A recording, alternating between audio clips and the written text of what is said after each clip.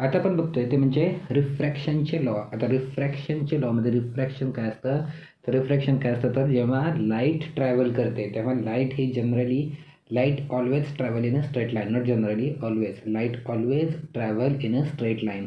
पण काही वेळा काय होतं की जर समजा मीडियम चेंज झालं तर लाईट आपली डायरेक्शन बदलते. म्हणजे जर समजा लाईट ट्रॅव्हल करणार असेल पण जर समजा इथं मीडियम चेंज झालं तर लाईट अशी सरळ ट्रॅव्हल करायच्या ऐवजी लाईट ही जरा बेंड होऊन ट्रॅव्हल करते.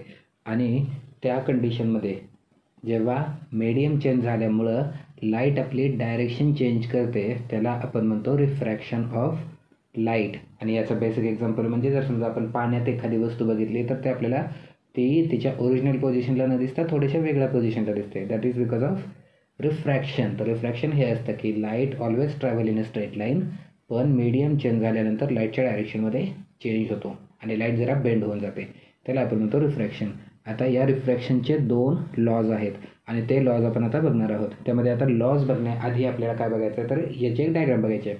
डायग्राममध्ये काय आहे, तर डायग्राममध्ये ही एक ग्लास दिली आहे ज्याचं नाव आहे PQR आणि S. ही आपल्याला एक ग्लास दिलेली आहे आणि याच्या बाहेर हे दोन्ही बाजूला किंवा या ग्लासच्या सगळ्या बाजूंना बाहेर एअर आहे. सो हे 2 वेगळे वेगळे मीडियम आहेत. एक मीडियम आहे एअर आणि एक मीडियम आहे ग्लास. आता यामध्ये एक रे आहे जो इन्सिडेंट रे आहे आणि हा रे आहे AB.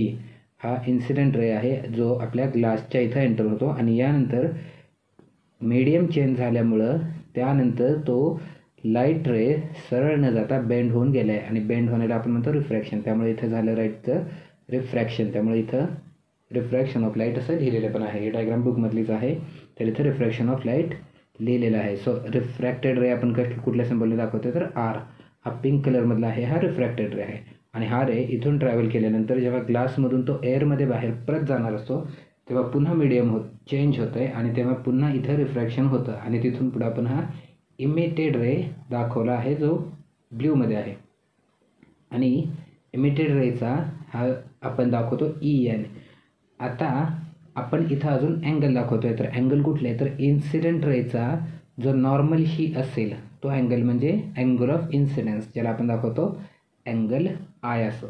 त्यानंतर रिफ्रॅक्टेड रेचा नॉर्मलशी जो असलेला अँगल आहे तो आपण दाखवतो अँगल ऑफ रिफ्रॅक्शन आणि तो दाखवला आहे आयने. आणि त्याच्यानंतर इमिटेड रेचा नॉर्मलशी असलेला अँगल हा आपण म्हणतो त्याला अँगल ऑफ इमिटन्स, जो आपण दाखवतो सिम्बॉल ईने. तर ही आहे आपली डायग्रॅम. यामध्ये इन्सिडेंट रे ग्लास मीडियममध्ये गेल्यानंतर त्याचं रिफ्रॅक्शन होतं आणि रिफ्रॅक्शन झाल्यानंतर पुन्हा जेव्हा एअर मीडियममध्ये जातो तेव्हा पुन्हा रिफ्रॅक्शन होतो आणि त्याला आपण म्हणतो इमिटेड रे. हे आपण दाखवलेलं आहे. त्यानंतर angle of incidence I, angle of refraction R आणि अँगल ऑफ इमिटन्स E हे आपण दाखवलेलं आहे. आणि याच्यानंतर आता बघू लॉ. यामध्ये फर्स्ट लॉ काय आहे, तर फर्स्ट लॉचं स्टेटमेंट आहे आणि जनरली आपल्याला सायन्समध्ये जेवढे लॉज आहेत तेवढ्यांचे सगळ्यांचे स्टेटमेंट्स आपल्याला पाठ असणं हे इम्पॉर्टंट आहे. लॉजचे स्टेटमेंट्स हे जसेच्या तसे पाठ असावेत, तर ते आपल्याला पाठ असावं. सो याचं स्टेटमेंट आपण बघू. आणि अँगल ऑफ रिफ्रॅक्शनच्या बाबतीतली गोष्ट ही आहे की हे विथ डायग्रॅमच असली पाहिजे. सो जेव्हा एक्झाममध्ये क्वेश्चन येईल तेव्हा हा डायग्रॅम काढूनच त्याचं एक्सप्लेनेशन आणि हे लॉचे स्टेटमेंट लिहिले गेले पाहिजेत. सो आपण हे जर डायग्रॅम काढले आता आपण याचं बघू स्टेटमेंट. तर फर्स्ट लॉ ऑफ रिफ्रॅक्शन आहे आणि त्याचं स्टेटमेंट आहे the incident ray and the refracted ray at the point of incidence N are on opposite sides of the surface of the slab at that point. तर हे काय म्हणतात, तर incident ray and the refracted ray म्हणजे हा जो आपला incident ray आहे AB आणि आपला रिफ्रॅक्टेड रे आहे the incident ray and the refracted ray at the point of incidence N. So हा आपला आहे पॉईंट N. याला जरा थोडंसं हायलाईट करू आपण. At the point of incidence N are on the opposite sides of the surface of the slab at that point. तर हे कुठं असतं, तर हे असतात ऑपोजिट साईडला असतात. सो इन्सिडेंट रे आणि रिफ्रॅक्टेड रे हे कुठं असतात, are on the opposite sides. तर आपण इन्सिडेंट रे आणि रिफ्रॅक्टेड रे ह्या पॉईंट ऑफ इन्सिडन्सच्या ऑपोजिट साईडला आहेत असं आपण बघितलं. आणि पुढं काय, द 3 कोणते 3, incident ray, refracted ray and normal are in the same plane. So हे 3 जे आहेत कोणते 3, तर इन्सिडेंट रे, रिफ्रॅक्टेड रे आणि नॉर्मल हे आहेत are in the same plane. तर याचे फर्स्ट लॉचे हे दोन पार्ट आहेत. दोन पार्ट म्हणजे कुठला पार्ट आहे? पहिला जो स्टेटमेंटचा पार्ट आहे तो कशासाठी आहे? तर हा इन्सिडेंट रे आणि refracted ray are on the opposite sides. आणि दुसरा पॉईंट काय आहे? तर इन्सिडेंट रे, नॉर्मल आणि refracted ray are in the same plane. हे दोन पॉईंट आहेत. दोन पार्टचं हे पहिला लॉ आहे. सो पहिला लॉ लिहिताना हे दोन पॉईंट आपल्याला कव्हर करायचे आहेत की पहिलं काय आहे? तर इन्सिडेंट रे आणि refracted ray are at opposite sides of each other. आणि दुसरा पार्ट काय आहे की इन्सिडेंट रे, नॉर्मल आणि refracted ray are in the same plane. So आपल्याला स्टेटमेंट पार्ट असलं पाहिजे आणि स्टेटमेंटचं आपण मिनिंग बघितलं. त्याच्यानंतर आता आपण बघू दुसरा लॉ. दुसरा लॉ काय आहे? For a given pair of media. Media means मीडियमचं प्लुरल आहे. So for a given pair of media here air and glass the ratio of sine I to sine R is constant. So काय म्हणता येते? तर for given pair of media here air and glass. Here means या आपण डायग्राममध्ये बघतोय तर air आणि ग्लास हे दोन मीडियम आहेत.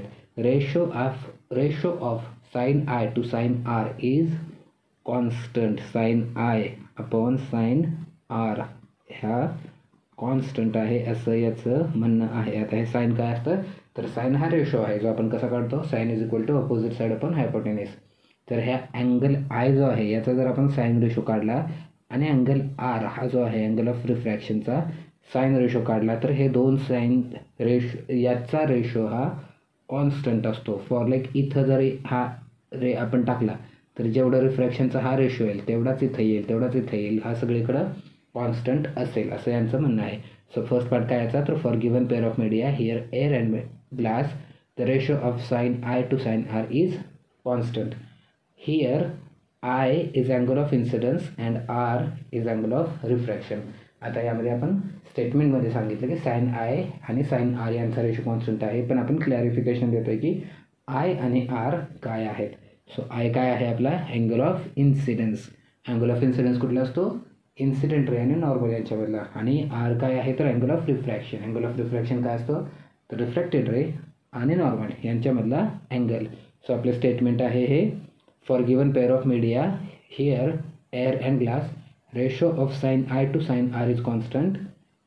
आणि हा पार्ट झाल्यानंतर पुढचा पार्ट कुठला आहे? तर clarification. Here I is angle of incidence and R is angle of refraction. तर हे झाले आपले दोन रिफ्रॅक्शनचे लॉज. हे लॉजचे स्टेटमेंट पाठ असणं अपेक्षित आहे. आणि त्यानंतर हे आपले डायग्रॅमचं एक्सप्लेनेशन पुन्हा एकदा बघू की हे PQRS नावाचं आपण एक ग्लासची एक स्लॅब ठेवली आहे आणि त्याच्यावरती हा AB हा इन्सिडेंट रे आहे जो या ग्लासमध्ये गेल्यानंतर त्याचं रिफ्रॅक्शन होतं आणि आपण रिफ्रॅक्टेड रे दाखवलेला आहे. आणि त्यानंतर पुन्हा जेव्हा ग्लासमधून बाहेर पडतो तेव्हा हा इमिटेड रे, इमिट म्हणजे बाहेर पडणे, सो इमिटेड रे आहे. त्यानंतर आपण इन्सिडेंट रे ग्लासमध्ये जिथं टच करतो तिथं आपण नॉर्मल दाखवलेले आहे आणि नॉर्मल आणि इन्सिडेंट रे यांच्यामधला जो अँगल आहे तो आपण अँगल ऑफ इन्सिडन्स म्हणतो, त्याला आयने दाखवला. त्यानंतर रिफ्रॅक्टेड रे आणि नॉर्मल यांच्यामधला अँगल आपण काय दाखवतो? आर दाखवतो, अँगल ऑफ रिफ्रॅक्शन. आणि त्यानंतर आपण इमिटेड रे आणि नॉर्मल यांच्यातला अँगल ऑफ इमिटन्स असं दाखवतो. इथे रिफ्रॅक्शन ऑफ लाईट आपण लिहिलेलं आहे आणि हे एअर आणि ग्लास यांची मीडियमची नावं लिहिलेली आहेत. सो ही एक डायग्रॅम आणि त्यानंतर लॉज हे स्टेटमेंट्स हे लिहिणं आपल्याकडून एक्सपेक्टेड आहे. तर हे झाले लॉज ऑफ रिफ्रॅक्शन.